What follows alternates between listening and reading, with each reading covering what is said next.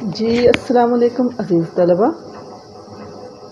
Rabia Irfan B Ed programme تدریس Urdu code number 658 کے ساتھ حاضر خدمت ہے۔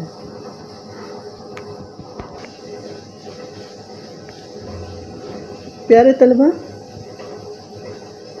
اس یونٹ میں اردو زبان کے اصل و ارتقاء کے پیچیدہ مسئلے بیان کرتے ہوئے اختصار سے کام لیا جائے گا، کیونکہ ساری تفصیلات شاید آپ کے لیے زیادہ کارآمد نہ ہوں، لہٰذا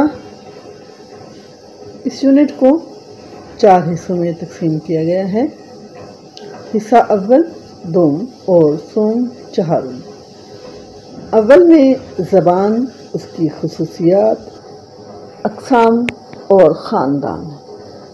دوسرا حصہ میں اردو زبان کا ارتقاء، تیسرے میں اردو ادب کا ارتقاء اور چوتھے حصے میں اردو میں دینی اور علمی کتب کا سرمایہ شامل ہے۔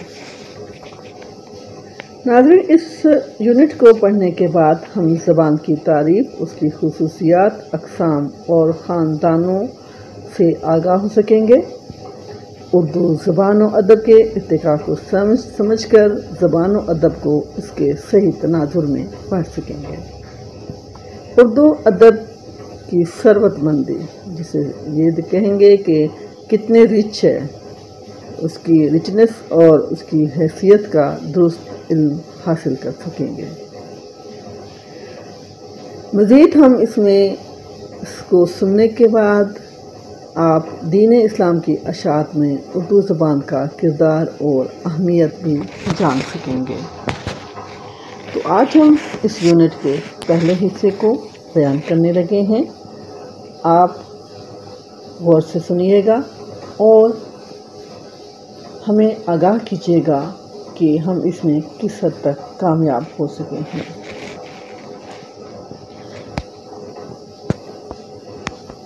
آج کے پروگرام میں ہم زبان، اس کی خصوصیات، اقسام اور خاندان، اس پہلے یونٹ میں یعنی زبان کیا ہے، زبان کی خصوصیات کیا ہیں، زبانوں کے اقسام یعنی تجریدی زبانیں، ترکیبی زبانیں، تخلیقی زبانیں اور زبانوں کے خاندان سے بھی آگاہ ہوں گے، جس میں ہند یورپی خاندان، سامی خاندان، یورال آلتائی یعنی تورانی خاندان کو بھی زیر بحث لائیں گے، اور آخر میں ہم اہم نکات کے ساتھ خود آزمائی بھی بیان کریں گے، یعنی خود آزمائی کے میں جو سوالات دیے گئے ہیں ان کے جوابات کے ساتھ اس میں ہم نے آپ کو یعنی جو خود آزمائی ہے اس میں ہم آپ کو ان کے سوالوں کے مختصر جواب بھی پیش کریں گے۔ جی تو عزیز طلبہ، اب ہم زبان، اس کی خصوصیات، اقسام اور خاندان کو تفصیلاً بیان کرتے ہیں۔ جی، زبان کیا ہے؟ زبان اللہ تعالیٰ کی وہ عظیم نعمت ہے جو انسان کو دی گئی ہے۔ اس کے ذریعے وہ اپنا ما فی الضمیر دوسروں پر ظاہر کرتا ہے، یعنی جو ہمارے دل کی بات ہوتی ہے، جو ہم کہنا چاہتے ہیں، تو وہ ہم صرف زبان سے ہی کہہ سکتے ہیں۔ لہٰذا اس لیے کہا گیا ہے کہ انسان زبان کے ذریعے اپنا ما فی الضمیر بیان کرتا ہے، اور انسانی معاشرے کی تشکیل اور ارتقاء میں بھی زبان نے اہم کردار ادا کیا۔ ظاہر ہے، جب ہم کچھ بولتے نہیں ہیں، جب ہم کسی کو کچھ بول کے بیان نہیں کر سکیں گے تو معاشرے میں روابط کیسے بڑھا سکتے ہیں؟ معاشرے میں رہنا آسان صرف زبان کی ہی وجہ سے ہوتا ہے کہ ہم اپنے بات کو سمجھا کر اور اس پر عمل کر سکتے ہیں اور معاشرے میں ترقی کا بھی باعث بن سکتے ہیں۔ زبان کے بغیر کسی انسانی معاشرے کا تصور بھی نہیں کیا جا سکتا۔ لہٰذا یوں کہا جائے تو بے جانا ہوگا کہ زبان انسانی معاشرے کی بقا کے لیے نہایت ضروری ہے۔ یہ ایک سماجی عمل ہے اور لفظ سماجی رشتے کا پہلا عمل ہے۔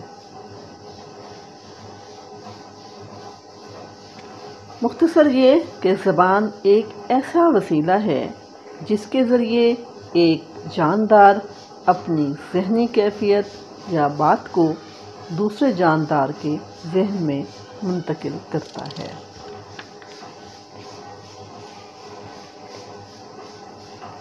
اس تعریف میں زبان کو جہاں پر وسیلہ قرار دیا ہے وہاں دیکھا جائے تو جاندار میں انسان اور حیوان دونوں شامل ہیں اور دونوں ابلاغ یا ترسیل کے لیے مختلف وسائل استعمال کرتے ہیں۔ مثلاً ہرن خطرے کے وقت ایک خاص آواز نکال کر اپنے ساتھیوں کو خبردار کرتا ہے۔ شہد کی مکھی اپنے چھتے کے سامنے اپنے مخصوص رقص کے ذریعے باقی مکھیوں کو شہد کا پتہ بتاتی ہے۔ کتا دم ہلا کر مالک سے اپنی محبت کا اظہار کرتا ہے۔ حیوانات اپنی آواز اور حرکات دونوں کے ذریعے ابلاغ کا کام لیتے ہیں اور بعض اوقات انسان بھی ابلاغ کے لیے ایسے وسائل استعمال کرتا ہے۔ یہاں میں لفظ ابلاغ کو کلیئر کرنا چاہوں گی کہ ابلاغ یعنی پہنچانے کو کہتے ہیں۔ ہم اکثر لفظ استعمال کرتے ہیں کہ ذریعہ ابلاغ یعنی پہنچانے کا ذریعہ، فلاں بات کو پہنچانے کا کیا ذریعہ ہے، یا یہ چیز فلاں جگہ چیز پہنچانے کا کیا ابلاغ ہے۔ تو ابلاغ پہنچانے کے لیے ہوتا ہے کہ انسان اپنی بات کو زبان کے ذریعے پہنچاتا ہے دوسرے تک۔ بات ہو رہی تھی حیوان کی بھی، تو انسان ہو یا حیوان ایسے اپنے حرکات اور سکنات کے ذریعے اپنی بات کو دوسرے تک پہنچاتے ہیں، جس سے ہم اندازہ لگا سکتے ہیں۔ مثلاً ہاتھ ملانے سے اس کی گرم جوشی اور سرد مہری کا اندازہ کرتے ہیں اور اس طرح سرخ چہرہ اس کے غصے کی عکاسی کرتا ہے۔ جی تو عزیز طلبہ، اب ہم سب سے پہلے زبان، اس کی خصوصیات، اقسام اور خاندان سے سمجھ کر زبان و ادب کو اس کے صحیح تناظر میں پڑھ سکیں گے۔ اردو ادب کی ثروت مندی، جسے یہ کہیں گے کہ کتنے رچ ہے، اس کی رچنس اور اس کی حیثیت کا درست علم حاصل کر سکیں گے۔ مزید ہم اس کو سننے کے بعد آپ دین اسلام کی اشاعت میں اردو زبان کا کردار اور اہمیت بھی جان سکیں گے۔ تو آج ہم اس یونٹ کے پہلے حصے کو بیان کرنے لگے ہیں۔ آپ غور سے سنیے گا اور ہمیں آگاہ کیجیے گا کہ ہم اس میں کس حد تک کامیاب ہو سکے ہیں۔ اور حرکات دونوں کے ذریعے ابلاغ کا کام لیتے ہیں اور بعض اوقات انسان بھی ابلاغ کے لیے ایسے وسائل استعمال کرتا ہے۔ یہاں میں لفظ ابلاغ کو کلیئر کرنا چاہوں گی کہ ابلاغ یعنی پہنچانے کو کہتے ہیں۔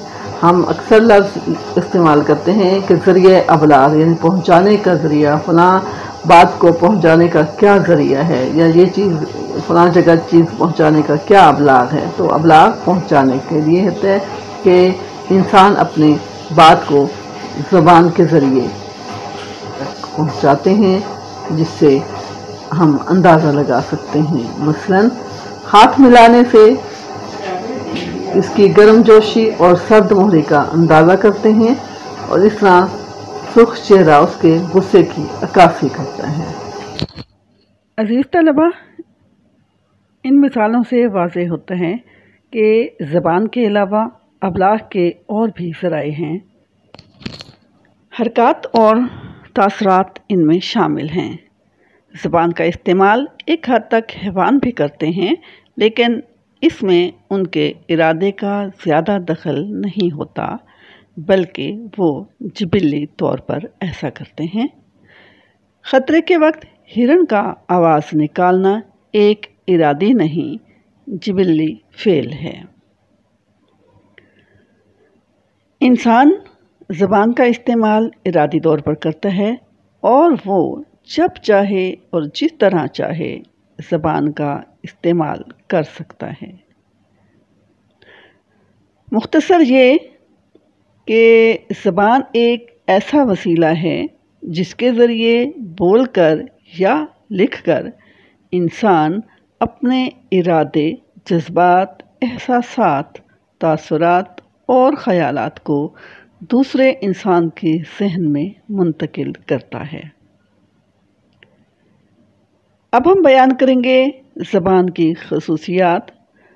زبان کی تعریف کے ساتھ ساتھ زبان کی بعض خصوصیات کا جاننا بھی از حد ضروری ہے۔ ان کے علم سے زبان کا ایک واضح تصور سامنے آتا ہے۔ سب سے پہلی خصوصیت تو یہ ہے کہ زبان کا عمل بولنے اور سننے کے درمیان واقع ہوتا ہے۔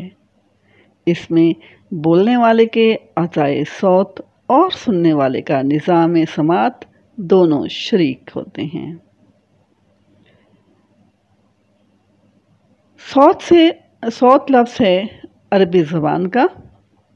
اس کا مطلب ہے آواز، جس عضو سے ہم آواز نکالتے ہیں، یعنی زبان۔ تو اعضائے صوت کی بات ہو رہی ہے، تو یعنی بولنے والے کے اعضائے صوت، یعنی جس زبان سے بات کر رہے ہیں۔ تو یہاں پہ زبان اور زبان کلیئر کرتی چلوں کہ زبان جو ٹنگ ہے ہمارے منہ میں ہے، اعضائے صوت ہے وہ زبان کہلاتی ہے، پیش آتی ہے زیبر، اور جو لینگویج ہوتی ہے وہ زبان ہوتی ہے، جیسے اردو، پنجابی، پشتو، سرائکی، سندھی، ہندکو، انگلش، فارسی، کوئی بھی لینگویج ہے، کوئی بھی زبان ہے تو وہ ہم اسے زبان بولیں گے۔ جو ہمارے منہ میں جو زبان ہے ہم اسے زبان بولیں گے، ٹھیک ہے؟ تو یہ کلیئر کرنا ضروری تھا، کیونکہ ہم بات کرتے ہوئے گفتگو کے دوران ہم اس بات کا خیال نہیں رکھتے یا ہم کنفیوز دکھائی دیتے ہیں کہ یہاں پہ زبان بولیں یا زبان بولیں۔ جی ناظرین، سامعین، یہاں بات ہو رہی تھی زبان کا عمل بولنے اور سننے کے درمیان واقع ہوتا ہے۔ تو کسی کے تمتماتے ہوئے سرخ چہرے سے ہم یہ اندازہ کر لیتے ہیں کہ وہ شخص غصے یا بخار میں مبتلا ہے، لیکن اس عمل میں زبان کا کوئی عمل دخل نہیں۔ مطلب یہ کہ ہم نے بول کر نہیں بتایا، ہم نے کسی بھی لینگویج کو یوز نہیں کیا، کسی زبان کو یوز نہیں کیا، کوئی زبان استعمال نہیں کی، بول کر نہیں بتایا، لیکن ہمارے جو چہرے کے تاثرات تھے انہوں نے یہ بات واضح کر دی۔ زبان اگرچہ الفاظ کا مجموعہ ہے، لیکن ان میں سے لفظ ایک علامت کی طرح ہے۔ مثلا کرسی دیکھنے میں ایک لفظ ہے، لیکن یہ لفظ ایک چیز کی نمائندگی کرتا ہے جو بیٹھنے کے کام آتی ہے۔ اسی طرح ہنسنا بھی لفظ ہے اور یہ ایک عمل کی طرف اشارہ کرتی ہے، یعنی لفظوں کا معنوی پہلو زبان میں بڑی اہمیت رکھتا ہے۔ تیسری خصوصیت اس کی یہ ہے کہ زبان میں لفظ و معنی کا رشتہ تو مسلم ہے، لیکن اس رشتے میں کوئی منطق نظر نہیں آتی۔ ہمیں نہیں معلوم کہ کرسی میں وہ کون سی خصوصیت ہے جس کی بنا پر اسے یہ نام دیا گیا۔ کہتے ہیں کہ ایک بادشاہ کو سنترے کا پھل بہت پسند تھا، لیکن اس کا نام اسے اچھا نہیں لگتا تھا۔ وہ سمجھتے تھے کہ اتنا لطیف پھل ہے، یعنی سنترا، تو اس میں اسے لفظ سنگ کا مطلب ہے پتھر، تو وہ اسے بری طرح کھٹکتا تھا کہ یہ کیا، اس لطیف سے پھل میں یہ سنگ کہاں سے آ گیا۔ لہٰذا اس نے اسے اس کے خوشنما رنگ کی نسبت سے اسے رنگترا اس کا نام رکھ دیا۔ سنترے کا کیا نام رکھا تھا؟ رنگترا، لیکن یہ چل نہیں سکا۔ اس سے معلوم یہ ہوا کہ زبان میں ناموں کا اچھا یا برا ہونا کوئی معنی نہیں رکھتا۔ चौथी खसूसियत में आता है कि हर बच्चा ज़बान सीखने की सलाहियत लेकर पैदा होता है। जिस माहौल में वो रहता है वही वो सीखता है।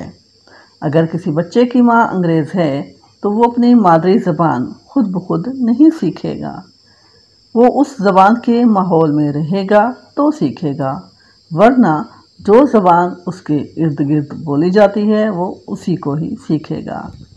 मसलन ये है कि बच्चा तो अंग्रेज़ का है, अगर वो किसी पंजाबी माहौल में रहा है या उर्दू के बोलने वालों के इर्द गिर्द रहा है तो वो वही ज़बान सीखेगा, ना कि जिस जो माँ है उसकी जो ज़बान बोलती है उसके पेट से पैदा हुआ तो ज़बान वो खुद ब खुद उसके ज़ुबान पर आएगी। ठीक है, तो माहौल से इंसान ज़बान सीखता है।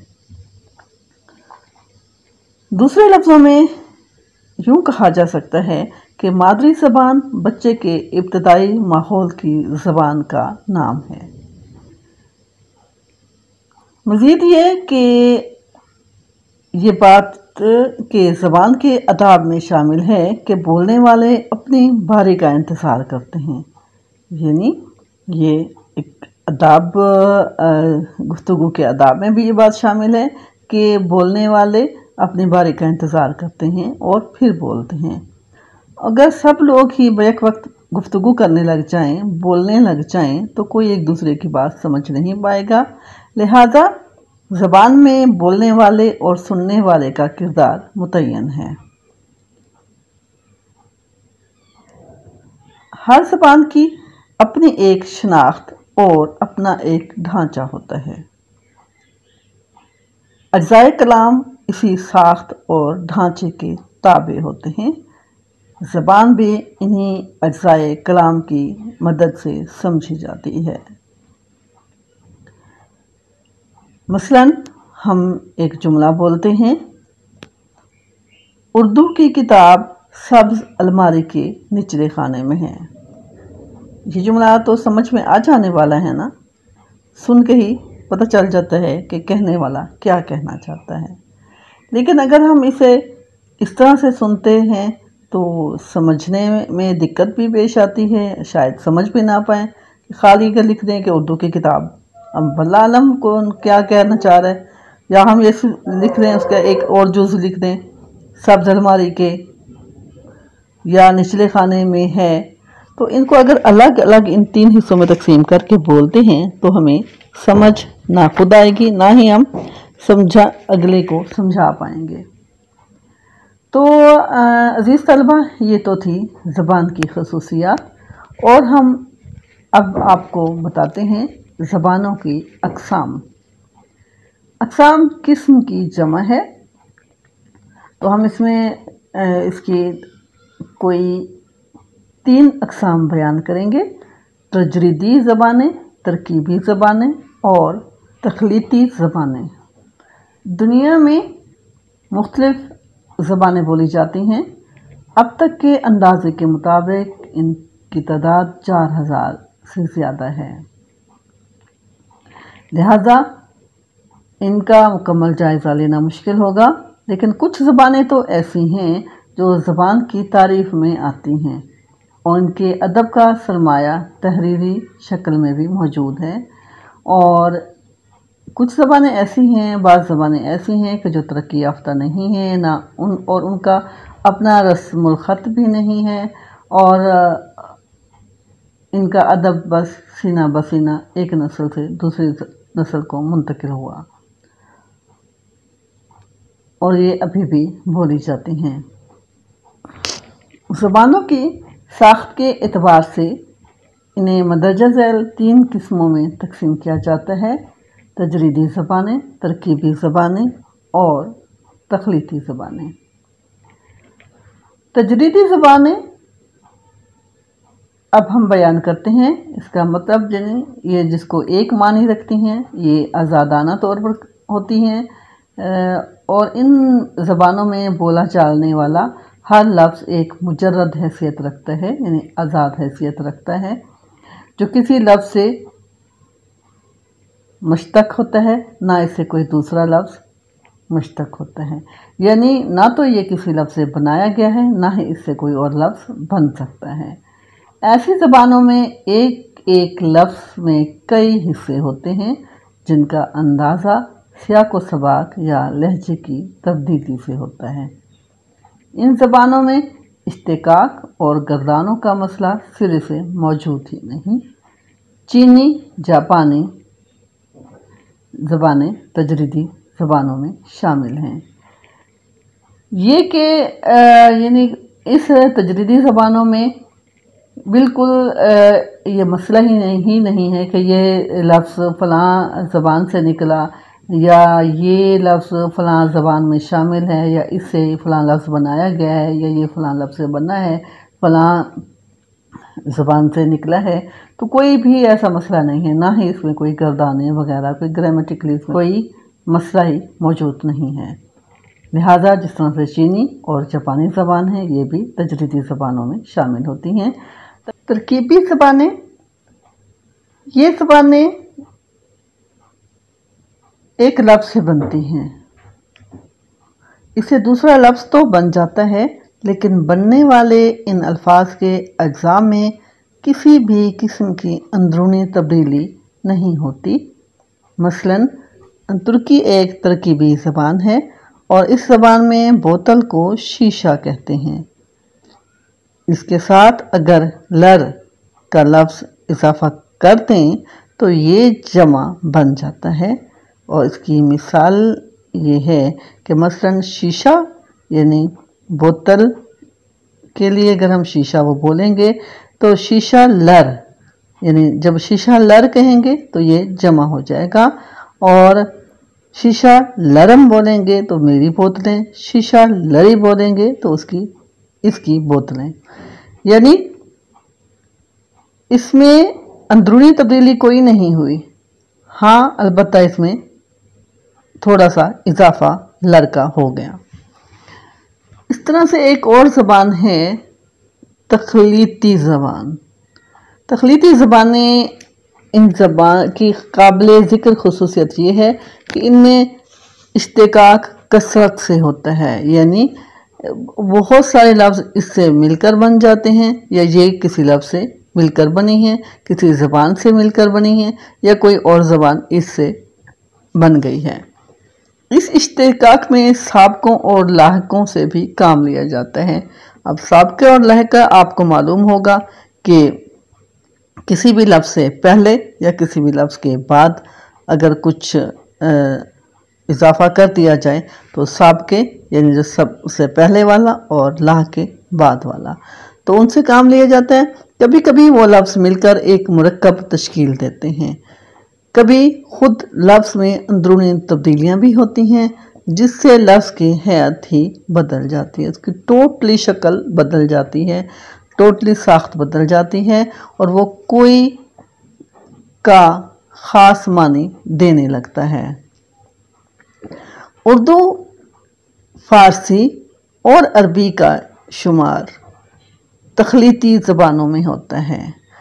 یہاں میں واضح کرتی جاؤں، یہ تخلیط جسے ہم اردو میں خلط ملط بولتے ہیں بعض اوقات کہ یہ چیزیں مکس ہو گئی ہیں، تو یہ اس مکس کے لفظ سینس میں بولا جاتا ہے کہ اس میں مکس ہوتی ہیں۔ جیسے اردو کو لشکری زبان اس لیے کہا جاتا ہے کہ اس میں بہت سارے زبانوں کے لفظ مکس ہیں، ملے ہوئے ہیں، تو اس لیے اسے بھی تخلیطی زبان اس لیے ہی کہا جا رہا ہے کہ اس میں بہت سارے زبانوں کے الفاظ شامل ہوتے ہیں، یا تو یہ کسی اور سے بنے ہوتے ہیں یا اس سے بھی کوئی اور زبانیں بن جاتی ہیں، تو اس میں کافی سابقے اور لاحقے پہلے اور بعد میں نام یا لفظ لگا کر کچھ معنی کچھ کا کچھ بنا دیا جا سکتا ہے۔ اس لیے اس میں ہر طرح سے اندرونی یا بیرونی تبدیلیاں ممکن ہیں، اس سے لفظ کی ٹوٹلی شکل ہی بدل جاتی ہے، معنی کچھ کا کچھ ہو جاتا ہے۔ ماہرین لسانیات نے مختلف زبانوں کی لسانی خصوصیات کا قابل مطالعہ کر کے انہیں کئی خاندانوں میں تقسیم کیا ہے۔ مطالعہ زبان کی یہ شاخ تقابلی لسانیات کہلاتی ہیں۔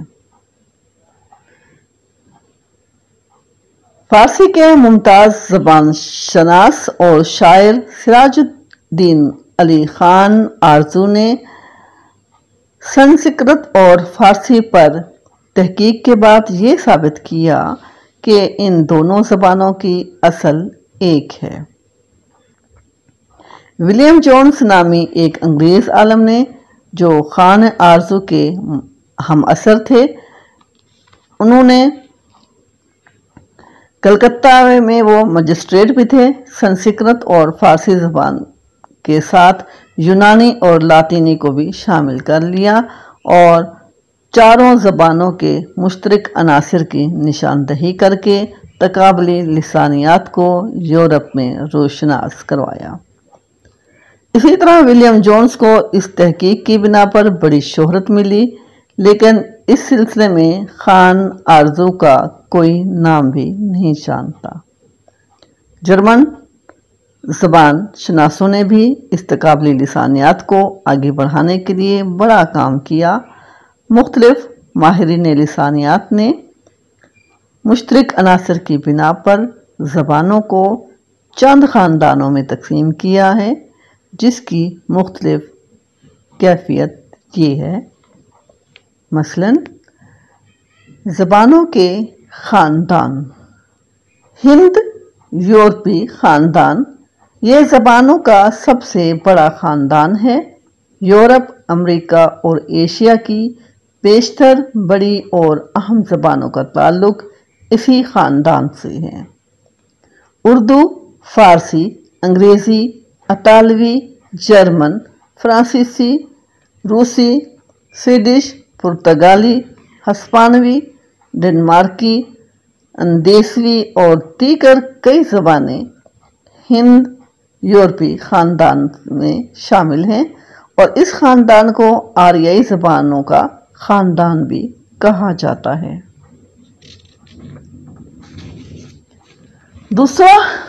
اس کی دوسری قسم ہے خاندان، اس کا جو کہتے ہیں دوسرا خاندان ہے زبانوں کا، وہ ہے سامی خاندان۔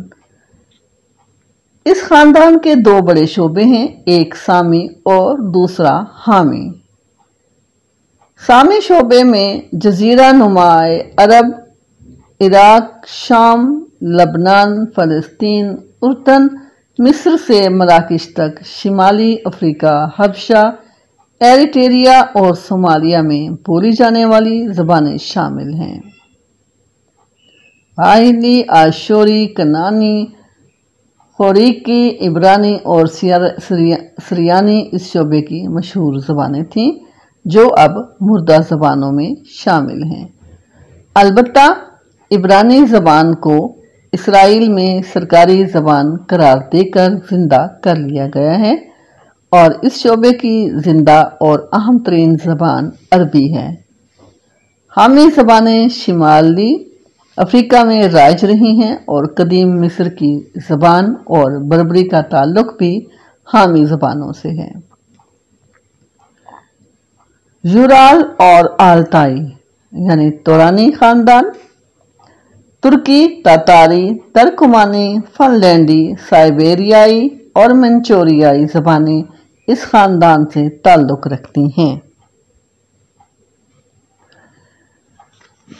جی تو عزیز طلبہ، اب تک میں نے آپ کو بتایا ہے زبان کی خصوصیات، اقسام اور خاندان کے بارے میں، اور اس میں جو اہم پوائنٹ تھے، زبان کیا ہے، اس کی تعریف بیان کی، اس کی خصوصیات بیان کی۔ جی تو عزیز طلبہ، آج مزید ہم نے پڑھی تھی زبانوں کی اقسام، اس میں تجریدی زبانیں، ترکیبی زبانیں اور تخلیقی زبانیں شامل تھیں، اور ہم نے زبانوں کے خاندان کے بارے میں بھی پڑھا۔ ہند یورپی خاندان ہے، جس میں اس کا ایک سامی خاندان، یورال اور آلتائی خاندان شامل ہے۔ عزیز طلبہ، اس سبق کے اہم نکات یا خلاصہ یہ ہے کہ انسانی معاشرے کا وجود، بقا اور ترقی زبان ہی کی مرہون منت ہے۔ زبان کا استعمال حیوان بھی کرتے ہیں، لیکن جبلی طور پر انسان زبان کو ارادی طور پر استعمال کرتا ہے۔ زبان کا عمل دو فریقوں کے درمیان سر انجام پاتا ہے۔ زبان کا ہر لفظ ایک علامت ہے جو کسی چیز یا عمل کی نمائندگی کرتا ہے۔ لفظ و معنی کا رشتہ کسی مشق کا پابند نظر نہیں آتا، یعنی کسی ایکسرسائز کی ضرورت نہیں ہوتی۔ لفظ اور معنی کسی چیز کے پابند نہیں ہیں۔ ہر زبان کا اپنا مخصوص ڈھانچہ ہوتا ہے۔ اسی سٹرکچر اور ساخت کی مدد سے ہی زبان کو سمجھا جاتا ہے۔ زبان کو ساخت کے اعتبار سے تجریدی، ترکیبی اور تخلیقی زبانوں میں شامل کیا گیا ہے۔ اردو کا تعلق تخلیقی زبانوں سے ہے۔ یہ بچوں تخلیقی بتا رہی ہوں، تخلیقی نہیں کہہ رہی۔ یہ خلط ملت سے جو نکلا ہے مکس، تو یہ وہی ہے، تخلیقی زبانوں سے ہے۔ زبانوں کی تقسیم کا یہ نظریہ متروک ہو چکا ہے، یعنی یہ ختم ہو چکا ہے، اسے ترک کر دیا گیا ہے، چھوڑ دیا گیا ہے۔ ہاں البتہ زبانوں کے خاندان زیادہ اہمیت اختیار کر گئے ہیں۔